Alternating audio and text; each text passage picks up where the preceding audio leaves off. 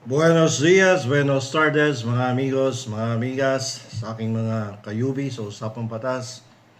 Magandang araw po sa inyo lahat. Ako pong muli ang inyong lingkod, ito ni Rena Bueno. At ang ating pong pag-uusapan ngayon ay tungkol sa mga insider, no, na binenta ang ating bayan. At nitong mga nakaraang linggo, niyanig po ang bansa ng kumpirmasyon mula sa National Security Council. Hindi lang ito hindi lang to haka-haka or chismis. May mga Pilipino pong na-recruit bilang mga espiya kapalit ng pera. Ang masakit nito sila hindi sila mga James Bond na naka-suit, no, naka-Amerikana. Sila po yung mga ordinaryong empleyado ng ating pamahalaan at tinatawag sila ng mga insider threats. Ang gusto nating malaman dito, magkano ba ang halaga? Magkano ba ang presyo ng ating soberenya, ng ating kalayaan? Pag-usapan natin yung batas at ang katotohanan sa likod ng balitang ito na kumpirmado ng ating Department of National Defense. Ngayon, ito po yung issue. Nitong March 4 hanggang March 9, 2026, kinumpirma ni na National Security Advisor Eduardo Año at Rear Admiral Roy Vincent Trinidad na nabuwag ang isang espionage network. Tatlo po yung nahuli, mga Pilipino yan, sa ilalim ng Insider Threat Program. Grabe. Mga bata itong nahuli na to. At mukhang nasilaw sa perang inalok sa kanila kapalit ng mga importanteng impormasyon na nanggagaling sa ating pamahalaan na may kinalaman dyan sa West Philippine Sea. Yung isang nahuli ay isa pong assistant mula sa Department of National Defense. Grabe, no? Yung isa naman, researcher mula sa Philippine Navy. At yung isa naman ay civilian. Walang connection, walang employment sa ilalim ng ating pamahalaan. Pero may close link siya sa isang personnel ng Philippine Coast Guard. So matinik, may kakutsaba dun sa loob ng Philippine Coast Guard. Kaya nakakakuha siya ng impormasyon tapos ibinibigay doon sa kanyang kakutsaba na taga-ibang bansa na binibigyan siya ng pera kapalit ng mga importanteng impormasyon. Ganito yung modus. Nagsimula sa LinkedIn, no, at iba pang job platforms. Ito yung LinkedIn, yung parang Facebook to, pero mga professional lang may account dyan eh. Nag-post sila ng resume at nilapitan ng mga foreign handlers. Yung mga handlers na yan, parang may mga British and Australian accent pa nga. Para sa kunwari ay research side gigs, no? So, pero ang totoo, pinapakuha na sila ng litrato ng ating mga barko at pinapalik ang schedule ng rotation and resupply mission sa West Philippine Sea. Dito pa lamang dapat naging alerto na itong mga tao na to na although ang pakay nila maging nagkaroon ng sideline na trabaho, pero pag ganitong usapan siguro naman edukado yung mga to para pakuhanin ka ng impormasyon na nagagaling do sa Defense Department, sa Coast Guard.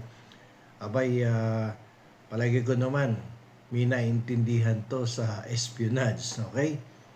Kasi sa ilalim po ng batas, mabigat ang kakaharapin dito mga nahuling batang Pilipino nito. Sa espionage kasi, ito po nakalagay ito sa Revised Penal Code sa ilalim ng Article 117. At dito liable sila dahil pumasok sila sa mga military installations. So, kumuha ng confidential information para ibigay sa dayuhan. So, delikado yan. So, kapag ganyan ang ginagawa mo, you will be held liable for the crime of espionage under Revised Penal Code. Pangalawa, yung Commonwealth Act number 616. Ito po yung batas natin mula pa noong 1941. Lumang batas to eh. Dito pinarurusahan ang pag-deliver ng impormasyon na maaaring makasama sa national defense. Kahit sabihin nilang research lang ang alam nila, ito pong pagbibigay ng military schedules ay malinaw na paglabag dito sa batas na to. Delikado yan. Binibigyan mo na impormasyon kung kailan naalis yung barko, kailan pupunta para mag-supply doon sa ating barko dyan sa West Philippine Sea. Mag-supply ng pagkain, ng mga military materials. Okay? Dito dapat matakot. Mga amigos, mga amigas, ayon po sa report, gumamit sila ng isang messaging app na nagbabalat kayo bilang laro ng Tetris, no? Doon nila pinapasa yung mga classified documents. At ang bayad mula 4 digits hanggang 6 digits, no? 1,000 hanggang 100,000 pesos bawat assignment na ipinapasa lang via GCash or food delivery app wallet yan.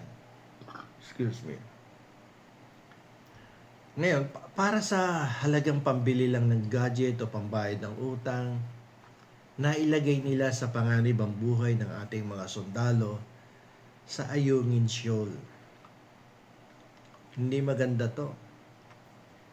Sinasanla mo yung kaluluwa mo, ibinibenta mo, para kumbaga ay para kang makapili nito, binibigay mo sa kalaban yung mga impormasyon ng mga sundalo natin dyan sa Ayungin Shoal. Okay? So, sabi ng mga otoridad,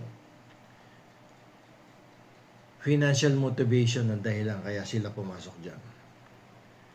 So, ganun na ba sila kadesperado? Na yung kakarampot na sideline sa online ay sapat na para itaya yung seguridad ng buong bansa at ilagay sa panganib ang buhay ng ating mga sundalo. Alam nyo po, hindi natin pwedeng gawing dahilan ng kahirapan para maging traidor tayo sa ating bansa.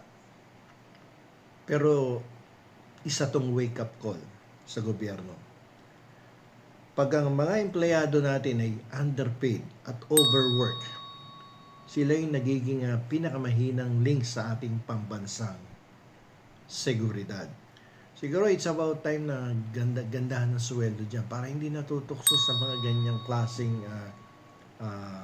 panunuyo ng mga dayuhan or matukso sa korupsyon, ganyang klaseng uri ng korupsyon. Okay? Kaya ang tanong ko sa inyo, mga amigos, mga amigas, mga kabueno, sa gitna po ng tensyon sa West Philippine Sea, sapat na ba yung insider threat program para protektahan tayo? O kailangan na nating aminin ang pinakamalaking kalaban ay wala po sa labas, kundi nandito mismo sa loob ng ating bakod? So kayo po, naniniwala ba kayo dito na yung kalaban natin ay wala sa labas ng bansa, kundi nandito na sa loob ng ating bakuran, dito sa ating bansa? Comment nyo po yung inyong mga nararamdaman, yung mga saloobin ninyo. At tandaan, ang impormasyon, lalong-lalo na kapag ito ay tungkol sa batas, ay isa pong kapangyarihan. Huwag po natin itong ibenta.